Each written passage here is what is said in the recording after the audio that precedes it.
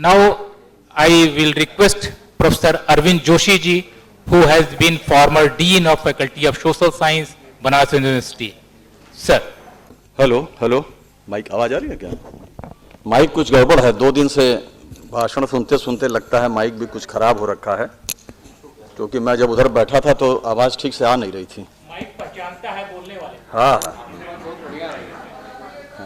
धन्यवाद, बहुत बहुत धन्यवाद। मेरे काम को पूर्व कुलपति प्रोफेसर BC निर्मल जी ने बहुत सरल कर दिया।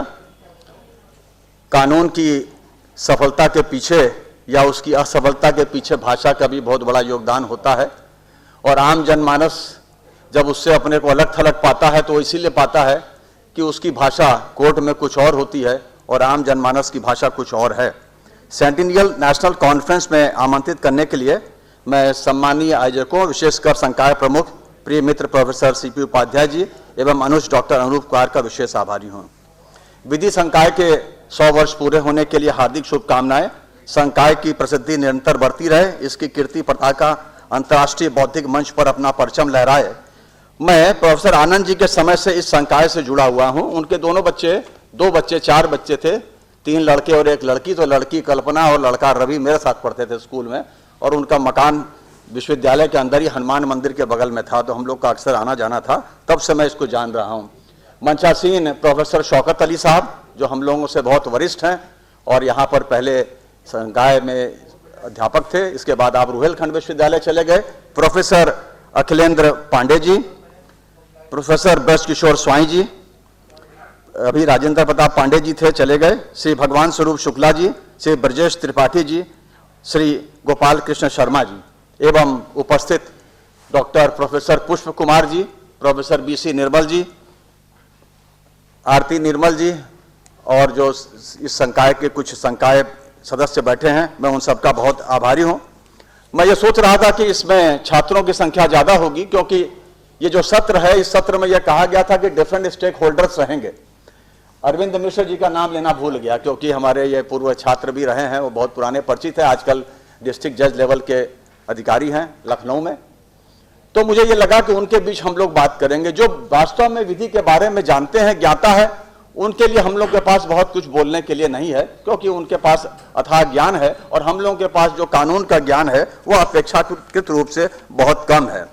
यहाँ पर रिट्रोस्पेक्ट और प्रोस्पेक्ट शीर्षक भी जुड़ा हुआ था। तो 1947 में जब देश आजाद हुआ, 1950 में संविधान बना, उसके बाद आप अच्छी तरह से जानते हैं कि देश विविध कुरीतियों से ग्रस्त था। औद्योगिकरण की प्रक्रिया तेजी से प्रभाव डाल रही थी, विविध समस्याएं समाज पर विपरीत प्रभाव डाल रही थी, कई कानून बने। हम लोग उन सब कानूनों को सोशियोलॉजी में भी पढ़ाते हैं, यद्यपि सोशियोलॉजी में भी एक ब्रांच है sociology of law. Sociology of law या लीगल सोशियोलॉजी जो है वो बहुत जरूरी है। खास करके जो लॉ के स्टूडेंट हैं उनको समाज के बारे में सब कुछ मालूम होना चाहिए। कानून का जो सबसे महत्वपूर्ण पक्ष है वो इसके क्रियान्वयन का पक्ष है, वो बहुत ही कमजोर है। क्रियान्वयन का पक्ष जब कमजोर होता है तो लोग जो है कानून पर ज्यादा विश्वास नहीं करते हैं, न्याय व्यवस्था पर ज्यादा विश्वास नहीं करते हैं, और न्याय व्यवस्था पर एक प्रश्न चिन्ह लग जाता है, और कानूनों पर भी पक्षपात करने का गंभीर आरोप लगा है। जैसे जैसे हमारी राजनीतिक विचारधारा बदलती चली जाती है, वैसे वैसे हम विविध कानूनों को संदेह की दृष्टि से देखने लगते हैं, या उसको हम उसी तरह से व्याख्यायित करने लगते हैं, और उसी का यह दुष्परिणाम है कि आज आप देख रहे होंगे अनेक कानूनों को लेकर के हमारे देश में बहुत लंबी बहस चल रही है। जिन लोगों के हितार्थ कानून बने उनमें से बहुसंख्यक लोग उसके लाभ से अनभिज्ञ हैं, उनको पता ही नहीं है कि उनके लिए ये कानून बने हैं। जो जागरूक थे उनमें से बहुत सारे लोगों ने इसका दुरुपयोग किया है, और यह सत्य है। और इस दुरुपयोग करने के कारण जो वास्तविक जिनको लाभ प्राप्त होना चाहिए, उनको इस कानून का कोई लाभ नहीं प्राप्त हो पा रहा है। जैसे SC/ST एक्ट का बहुत गंभीर दुरुपयोग होता है, इसी तरह से दहेज संबंधित जो एक्ट है उसका बहुत गंभीर दुरुपयोग हुआ है। डोमेस्टिक वायलेंस संबंधित जो एक्ट है उसमें भी बहुत सारे दुरुपयोग हुए हैं, और उसी का यह दुष्परिणाम है कि जिस प्रकार की अपेक्षा थी कानून के द्वारा कि समाज को हम एक प्रगतिशील और गतिशील बनाएंगे, समाज की समस्याओं का समाधान करेंगे, वो वास्तव में उतना नहीं हो पाया, क्योंकि दुरुपयोग वास्तविक पीड़ितों पर प्रभाव डालता है। जरूरत से ज्यादा कानूनी प्रावधान का क्या सबके हित में है? इतने सारे कानून इस देश में बने हुए हैं, लेकिन उस कानून के अनुरूप कुछ नहीं होता। कोई भी ऐसा विषय नहीं है जिस पर हमारे देश में कानून नहीं है, लेकिन क्रियान्वयन न होने के कारण इतनी सारी समस्याएं हमको दिखाई देती हैं। विश्व के अनेक देशों में जब आप जाते हैं तब आपको आश्चर्य होता है कि वहां पर किस प्रकार से लोग जो है एक विशेष तरीके से चल रहे हैं जिसकी समाज को अपेक्षा होती है। हमारे यहाँ सब कुछ है, लेकिन उसके बावजूद भी स्थिति बहुत ज्यादा खराब है। तो मैं यहाँ समाज में कानून की भूमिका पर कुछ बोलना नहीं चाहता, समय की एक मेरे सामने सीमा है, लेकिन एक बात यह स्पष्ट है कि सामाजिक नियंत्रण समाज की अनिवार्यता है, आवश्यकता है।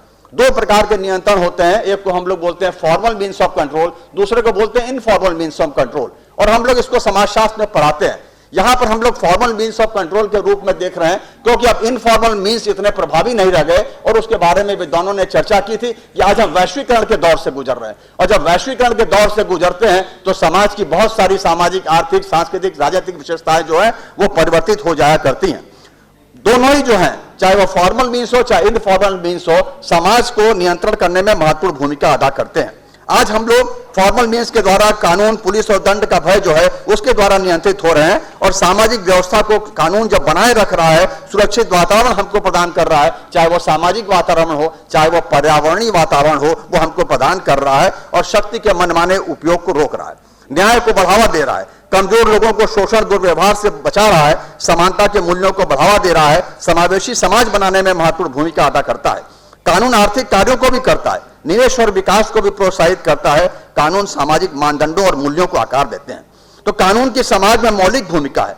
कानून के बगैर समाज अराजक और अव्यवस्थित हो जाएगा। कुल मिलाकर निष्कर्ष यह है कि कानून एक अनिवार्यता है। समाजशास्त्र में भी जब हम लोग पढ़ते हैं, स्पेंसर से शुरू करते हैं और बहुत आगे तक विद्वानों तक जाते हैं, उन समूहों ने कानून के बारे में बताया है। यह अलग बात है कि सबके विचार अलग अलग थे। स्पेंसर कहता है कि समाज में कानून की कोई आवश्यकता नहीं है, केवल बाह्य शत्रुओं से रक्षा करने के लिए कानून होना चाहिए, बाकी लोगों को स्वतंत्र विकास के लिए छोड़ देना चाहिए। तो ये डिबेट का विषय है कि हम उन विद्वानों के विचारों को यहाँ पर चर्चा करें या न करें। तो मुझको लगता है कि इतना समय नहीं है कि यहाँ पर उनकी चर्चा हम लोग करें, लेकिन समाज कानून को प्रभावित करता है और कानून भी समाज को प्रभावित करता है। कानून परिवर्तनीय और संशोधनीय है। हमें से बहुत सारे लोग समझ नहीं पाते कि 1961 में एक एक्ट आता है और 1984 में फिर संशोधन हो जाता है, या एक एक्ट उसके पहले आता है 2007 में फिर संशोधन हो जाता है। वो संशोधन क्यों होता है? क्योंकि कानून जैसे ही बनता है उसको तोड़ने वाले बहुत सारे लोग आ जाते हैं सामने, या कानून में कुछ खामियां रह जाती हैं जिससे बहुत सारे लोग कानून का उल्लंघन करने के बावजूद भी उससे बच जाते हैं। इसलिए कानून में संशोधन होता है। समय समय पर संशोधन होना कानून की अनिवार्यता है।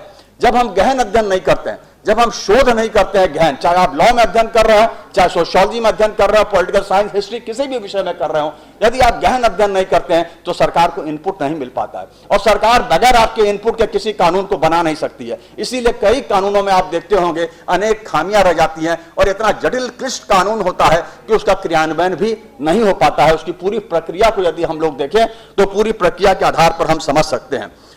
यहां पर बहुत सा विषय था जो सोशियोलॉजी का जूरिस्प्रूडेंस के बारे में यदि आप जानते होंगे, इसमें सामाजिक पहलू पर अधिक बल दिया जाता है, और इस इसे जूरिस्प्रूडेंस ऑफ इंटरेस्ट भी कहा जाता है, क्योंकि प्रत्येक सामाजिक व्यवस्था का मुख्य लक्ष्य यही है कि मनुष्य के हितों का संरक्षण एवं संवर्धन हो।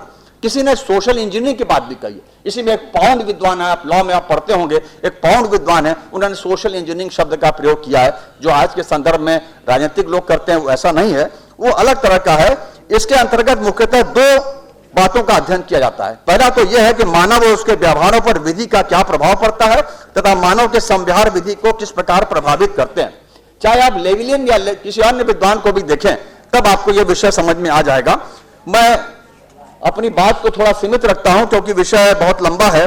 मैं दो तीन बातें आपके सामने कहना चाहता हूं। पुरानी बातों को नहीं कहूंगा क्योंकि एक विवाद का विषय हो जाएगा, जैसे 1950 का आर्टिकल 25 या आर्टिकल 28 या 1951 में Hindu religious and charitable endowment act बना है।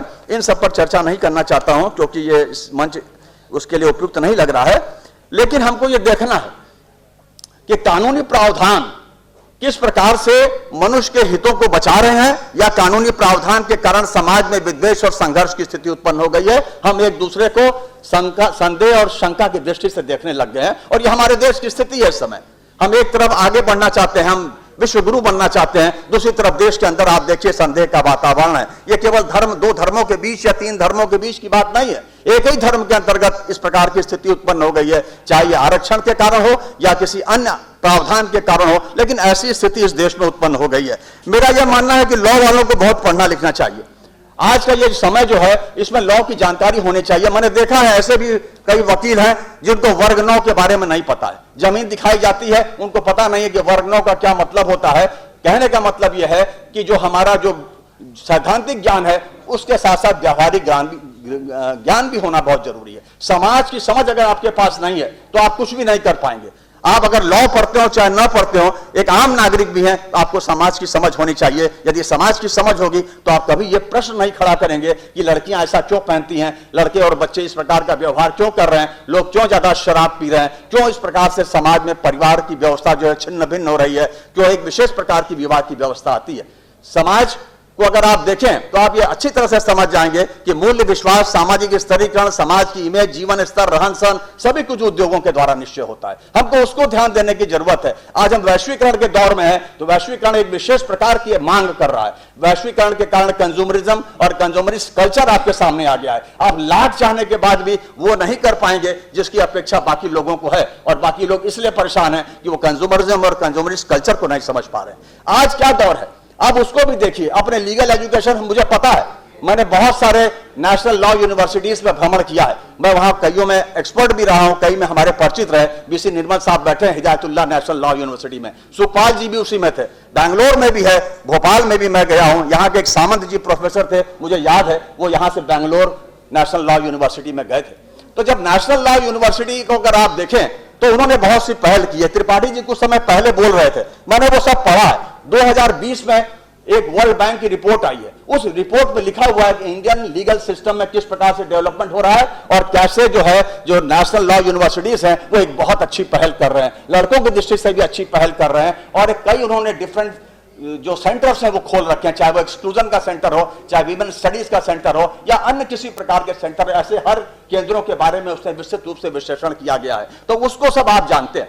अब मेरा यह कहना है कि हमको आगे भी देखना चाहिए। लॉ बनाना ये नहीं है कि आज की परिस्थितियों के अनुरूप हम लॉ बनाएं, हम आगे भी देखें आगे क्या होने वाला है। आर्टिफिशियल इंटेलिजेंस का दौर आ गया है, डीप फेक की बात आपने देखी होगी। आर्टिफिशियल इंटेलिजेंस से कितनी गंभीर समस्याएं सामने आ रही हैं। आप सोशल मीडिया को देख लीजिए, सोशल मीडिया के लिए भी बहुत सारे लॉ बनाने की आवश्यकता है। जिन महिलाओं को हम आगे बढ़ाने की कोशिश कर रहे हैं, उनकी प्रस्तुति को आगे बढ़ाने की कोशिश कर रहे हैं, सोशल मीडिया या अन्य बहुत सारे कारक ऐसे हैं उनको जो है प्रोस्टिट्यूट बनाने के लिए प्रेषित कर रहे हैं। उसमें आप देखिए अश्लीलता कितनी बड़ी है, उस अश्लीलता के क्या दुष्परिणाम होंगे आप उसको अच्छी तरह से समझ सकते हैं। ह्यूमन ट्रैफिकिंग जो है, उस ह्यूमन ट्रैफिकिंग में वीमेन ट्रैफिकिंग और चाइल्ड ट्रैफिकिंग को यदि आप देखें तो बहुत गंभीर स्थिति है, उसको समझने की आवश्यकता लॉ नहीं है। नए नए स्थितियां उत्पन्न हो रही हैं, नए नए जो संस्थाएं हमारी हैं वो टूट रही हैं। अगर वो संस्थाएं टूट जाएंगी तो समाज का क्या होगा, लॉ कुछ नहीं कर पाएगा, लॉ ऐसा ही खड़ा रहेगा। क्योंकि हमको ये समझ ही नहीं है कि आने वाले समय में जो जेंडर फ्लूइडिटी है, वो जेंडर फ्लूइडिटी के बारे में सुप्रीम कोर्ट में भी एक दिन बात उठी थी, और किसी को देख के आप नहीं कह सकते हैं कि वो मेल है कि फीमेल है या वो थर्ड जेंडर का है। क्योंकि आज आदमी खड़े हैं, अपनी सर्जरी करा रहे हैं बहुत सारे लोग, और इस आर्टिफिशियल इंटेलिजेंस के दौर में लोग अपने चेहरे को भी विकृत कर दे रहे हैं। एक तरफ मनुष्य का चेहरा है, दूसरी तरफ जानवर का चेहरा है। ऐसी बहुत सारी चीजें सामने आ गई हैं जो आर्टिफिशियल इंटेलिजेंस के कारण आपको एकदम वास्तविक लगेंगी, और आप उसके शिकार होने जा रहे हैं, और बहुत सारे लोग शिकार हो चुके हैं आजकल। क्योंकि आर्टिफिशियल इंटेलिजेंस में हम आवाज को भी वैसे ही बना सकते हैं, एकदम वैसे ही, फोटो भी आपकी ले लेंगे, आपकी आवाज भी ले लेंगे, और हम उसके द्वारा आपका धन का शोषण कर सकते हैं। आपने देखा होगा बहुत सारे लोग जो जानते नहीं, उन्होंने राम मंदिर में जो मूर्ति बनी है और दूसरे दिन उन्होंने डाला, अरे मूर्ति बोलने लग गई। उनको ये विश्वास हो गया कि मूर्ति बोल रही है, उनको ये समझ में नहीं आया कि आर्टिफिशियल इंटेलिजेंस के द्वारा है। हमारे देश में कुछ बातों को, मैं दो ही बातों को यहां पर रखना चाहता हूं। एक बात यह, मैं चीफ प्रॉक्टर रहा, बता दिया उन्होंने, तो चीफ प्रॉक्टर के रूप में चीफ प्रॉक्टर के सामने क्या समस्या आती है। अगर छात्र जो नियम कानून का उल्लंघन करता है तो क्या उसको मारा जाए या उसको कानूनों के द्वारा फंसा दिया जाए, पुलिस में रिपोर्ट करके जेल में बंद कर दिया जाए, या ये कोई विकल्प नहीं है। कानून इस प्रकार का समाधान अगर करने की बात करता है तो वो कानून को मैं नहीं मानता। हमें अवसर प्रदान किया जाना चाहिए। एक गरीब आदमी है, बेटिकट जा रहा है, आपने जेल में बंद कर दिया, कोई सुनने वाला नहीं है, बेचारा घर में संदेश भी नहीं दे पा रहा है और जेल में बंद, क्या फायदा है। अभी हाल ही में एक जनहित संबंधित एक अभी बना है अधिनियम, आपने देखा होगा, उसे बहुत सारी इस प्रकार की व्यवस्थाओं को समाप्त कर दिया और कहा कि दंड दिया जाएगा। यह बात सही है। आज हर आदमी की आइडेंटिटी जो है मालूम है, सरकार के पास रिकॉर्ड है, क्योंकि हमारा जो आधार कार्ड बना हुआ है, तो उसको मालूम है अगर आपने टिकट नहीं लिया, 100 रुपए का टिकट है आपने नहीं लिया, सरकार उस आधार कार्ड के आधार पर उसको रोके रहे जब तक वो पेमेंट ना कर दे। उससे कुछ व्यवस्था बनाए इस प्रकार की कि वो उस पैसे को 100 रुपए को आपको दे दे, बजाय इसके कि जेल में उसको बंद करे हैं, उसकी जो जिंदगी तो खराब कर रहे हैं, अनावश्यक बहुत सारा पैसा बर्बाद कर रहे हैं। कितने विचाराधीन कैदी बंद है, 20-20 साल बाद छूट के आते हैं, मालूम चला कोर्ट ने बरी कर दिया, चले आते हैं। अभी एक माननीय मंत्री जी भी छूट के चले आए, लेकिन उनकी इज्जत और स्थितियों को आप समझने की कोशिश कीजिए। विश्वविद्यालय में लड़की के साथ छेड़छाड़ होती है, बहुत लोग वाहवाही लूटते हैं, पुलिस ने कहा कि हमने ये कर दिया वो कर दिया, कुछ भी नहीं किया पुलिस ने। मैंने अपने समय में एक भी लड़की से यह नहीं कहा कि तुम मुकदमा करो, और आज जब पुलिस कहती है लड़की से तुम मुकदमा करो, तो वो लड़की जो नौकरी करने वाली है, जो अच्छा इंजीनियर बनेगी, डॉक्टर बनेगी, उसको हमेशा गवाही देने के लिए आना पड़ेगा। तब उसकी स्थिति क्या होगी? क्या वो सर्वाइव कर पाएगी? उस स्थिति में कभी नहीं कर पाएगी। और इसलिए इस प्रकार की व्यवस्था होनी चाहिए कि जरूरी नहीं है कि जिसके पीड़ित पक्ष जो है वही केवल जो है सीधे जाकर के मुकदमा करे, क्योंकि अगर ऐसा होगा तो बहुत सारे लोग इस तरह के मुकदमेबाजी में फंसेंगे नहीं। विश्वविद्यालय में हम लोगों ने डकैती पकड़ी, एक बहुत बड़ी घटना चोरी की हुई, उसमें बहुत सारे लोग बड़े खतरनाक अपराधी थे जिनको हम लोगों ने पकड़ा था। 4-5 साल बाद हम लोग को एक सम्मान आता है और उसमें यह कहा गया कि कोर्ट में आइए, गवाही देने आइए। तो हमने विश्वविद्यालय को लिखा, विश्वविद्यालय ने हमको जो जवाब दिया, क्योंकि मैं उस समय चीफ ऑडिटर फिर नहीं था, विश्वविद्यालय ने लिखा कि आपको आने जाने का टीए दिया जाएगा 80 रुपया, और जान जो जोखिम है उसका क्या होगा? अब हम जाएं उस खतरनाक अपराधी के लिए बयान देने और उसके 10 लोग गुर्गे हमको वहां पर धमकी दे? तो ये इस प्रकार के कानून को भी समझने की आवश्यकता है कि समाज किस प्रकार की मांग कर रहा है। दूसरा एक पक्ष यह है कि अगर आप केवल एक विषय को अगर देखें, जो पॉपुलेशन जो इस समय है, पॉपुलेशन एजिंग हो रही है बहुत तेजी से। इसके पहले नेताजी लोग बहुत तेजी से बता रहे थे कि हम लोग यहाँ डेमोग्राफिक डिविडेंड हो गया, डेमोग्राफिक डिविडेंड हो गया, सब बोले जा रहे थे, बिना पढ़े लिखे बोल रहे थे। तो जब हम लोगों ने ध्यान आकृष्ट किया कि सर ये रिपोर्ट पढ़ लीजिए, 2010 के दशक में शुरू में इसमें डेमोग्राफिक डिविडेंड दिखाई दे रहा है, जिसमें युवाओं की जनसंख्या बढ़ जाएगी, लेकिन आने वाले वर्ष में 2030 तक वरिष्ठ नागरिकों की जनसंख्या बढ़ जाएगी। इस समय देश में उनका प्रतिशत तेजी से बढ़ रहा है, जो लॉन्जिविटी है वो बहुत तेजी से बढ़ रही है। रिकॉर्डेड हिस्ट्री जो कहती है हमारी लॉन्जिविटी 35 साल थी, भले ही हम लोग गर्व से ये कहते हैं कि 100 साल का जीवन था, ऐसा नहीं था। बहुत सारे लोग पैदा होते थे, बहुत सारे लोग मर जाते थे, इसलिए जो औसत था वो बहुत कम था, 35 साल था। 2011 में वो 68 साल हो गया, और अभी सेंसस नहीं हुआ है, लेकिन एक प्रोजेक्शन है वो बताता है कि 70 वर्ष हो गया है। विश्व के अनेक देशों में 80-90 वर्ष हो गया है। तो जैसे जैसे आप बढ़ेंगे वैसे वैसे बायोलॉजिकल एजिंग होगी और आपकी देखभाल की आवश्यकता उत्पन्न होगी। आप एक्टिविटी ऑफ डेली लाइफ को नहीं कर पाएंगे। जब आप एक्टिविटी ऑफ डेली लाइफ को नहीं कर पाएंगे, दूसरी तरफ परिवार भी नहीं है, क्योंकि ज्वाइंट फैमिली डिसइंटीग्रेट हो गई हैं, एकाकी परिवार हो गए हैं। बहुत सारे लोगों की शादी नहीं होती है, बहुत सारे लोग डिसेबल्ड होते हैं, दिव्यांग हुआ करते हैं। उनकी देखभाल कौन करेगा? सोशल सिक्योरिटी की कोई प्रॉपर व्यवस्था हमारे देश में उपलब्ध नहीं है, हमको उसको देखना है। हमारे देश में इस प्रकार के अध्ययन हो रहे हैं। तो जो ये मैं बात ये कह रहा था, एक तरफ आप देखेंगे हम ये स्टडी कर रहे हैं, मैं gerontology association of gerontology India का सेक्रेटरी रहा कई साल। हमारे साथ बहुत सारे लोग मल्टी डिसिप्लिनरी लोग थे जो काम करते थे। कानूनगो जी को पद्मश्री भी उसमें मिली है। पूरे विश्व में काम चल रहा है कि आदमी मरे ही ना, और न्यूट्रॉन नाम की कंपनी आ गई है, वहां लिक्विड नाइट्रोजन जेल में बहुत सारे मरे हुए लोग हैं। और हम ये कह रहे हैं कि हमारे पास इतनी टेक्नोलॉजी डेवलप हो जाएगी, इस प्रकार से हम विज्ञान का विकास कर लेंगे कि एक आदमी की मेमोरी निकाल के दूसरे में हम प्रत्यारोपित कर देंगे, परकाया प्रवेश करा देंगे। और हम ड्रैगन फिश पे भी काम कर रहे हैं। ड्रैगन फिश जो है समुद्र में बहुत गहराई में रह के मछली मारती है अंधेरे में, उसके जीन्स को मनुष्य पर प्रत्यारोपित किया जा रहा है। और वैज्ञानिक दावा कर रहे हैं कि आने वाले समय में मनुष्य जो है 200 मीटर तक रात के अंधेरे में बिना किसी डिवाइस के देख लेगा। एक तरफ हम इतना आगे बढ़ गए, और दूसरी तरफ हम जब देख रहे हैं कि उस आदमी की देखभाल की व्यवस्था कौन करेगा, क्योंकि सबकी बायोलॉजिकल एजिंग होनी है। 4 प्रकार की एजिंग है, chronological ageing, biological ageing, psychological ageing और सोशल एजिंग। तो इन 4 प्रकार की जो सोशियो साइकोलॉजिकल एजिंग है उसको देखिए, और एक तरफ जो बायोलॉजिकल एजिंग है, क्योंकि गरीबी को भी देखने की आवश्यकता है कि हमारे देश में कितने लोग गरीब हैं, हमारे देश में कितने लोग परिवार ऐसे हैं जिनमें वरिष्ठ नागरिकों की देखभाल हो सकती है। और आपको अच्छी तरह से मालूम है आज हमारे देश में माता पिता को मार रहे हैं, और आप बहुत सारी घटनाओं को देख सकते हैं जिसमें एक लड़का विदेश से लौट के आता है, अपनी मां का कंकाल 10वें मंजिल में देखता है। आप रेमंड के मालिक को देख लीजिए, बेचारे रो रहे हैं, उनके लड़के ने धोखेबाजी से उनको घर से बाहर निकाल दिया है। इतना संपन्न आदमी रो रहा है, तो एक सामान्य आदमी की बात सोचिए। तो कंज्यूमरिज्म और जो कंज्यूमरिस्ट कल्चर है उसको भी लॉ देखे। जब लॉ उसको देखेगी तो लॉ समझ जाएगी कि कौन सेल्फिश एटीट्यूड के कारण मां बाप को नहीं देख पा रहा है, कौन अपनी अनिवार्यता के कारण नहीं देख पा रहा है। सरकार पर भी दबाव बनाने की जरूरत है, सिविल सोसाइटी को सामने आने की जरूरत है, जिससे कि लॉ की इन खामियों को और आगामी जो ट्रेंड है उस ट्रेंड के अनुरूप हम लोग लॉ को बना सके। मुझको लगता है यदि इन सब बातों को यदि आप अपने लॉ में जोड़ेंगे, अपने बच्चों को आप फील्ड में उतारेंगे, गांव में उतारेंगे, विविध समस्याओं को देखने के लिए उतारेंगे, तब आप समझ जाएंगे। क्योंकि हमारी सारी संस्थाएं जो हैं प्रभावित हो रही हैं। हम लोग बहुत उदारवादी बन गए हैं, हम लोग बहुत मानवाधिकारवादी बन गए हैं, हम गे मैरिज को भी मान्यता देने की बात करने लग गए हैं, सेम सेक्स मैरिज की हम लोग बात करने लग गए हैं, हम लोग बहुत सारे चीजों को कर रहे हैं। और हम इन सभी चीजों का यहां पे उल्लेख नहीं कर सकते हैं, समय की एक सीमा है। तो यहां पे आ गया था कंक्लूड प्लीज, तो मैं ये कंक्लूड कर रहा हूं कि लॉ वालों को समाजशास्त्र, राजनीतिक शास्त्र, अर्थशास्त्र इन सबके साथ मिलकर के फील्ड में वास्तव में जाकर देखने की आवश्यकता है। क्योंकि एज ए सोशलॉजिस्ट मैं ये कह सकता हूं कल्चरल बैरियर्स होते हैं। मेरे 5 लड़के हैं, पांचों मुझे नहीं मानते हैं, मेरी देखभाल नहीं कर रहे हैं, लेकिन मैं कोर्ट नहीं जाऊंगा, 2007 का एक्ट का सहारा नहीं लूंगा, क्योंकि समाज क्या कहेगा। लोग कहेंगे बड़े बनते थे, 5 लड़के हैं, पांचों खाना नहीं दे रहे। आपने बागवान पिक्चर देखी होगी, ऐसी सैकड़ों पिक्चर इस देश में आ गई हैं। वो पिक्चर थी, आज ये हकीकत है, कहीं भी आप देख सकते हैं इस तरह से। तो हमको कल्चर बैरियर्स को भी समझना होगा। जब लॉ के छात्र जब बाजार में उतरेंगे, मार्केट में उतरेंगे, उनका मार्केट क्या है, यही फील्ड है, जिसको ग्राउंड की बात करें, ग्राउंड रियलिटी को समझने की जब कोशिश करेंगे, तभी निश्चित रूप से कोई अच्छा एक्ट बन पाएगा। और मुझे पूरा विश्वास है कि ये जो विधि फैकल्टी है, लॉ फैकल्टी है बनारस हिंदू यूनिवर्सिटी की, विविध विद्वानों के साथ जो चर्चा कर रही है, उससे निश्चित रूप से इस देश के लॉ को एक नई दिशा और दशा प्राप्त होगी। धन्यवाद।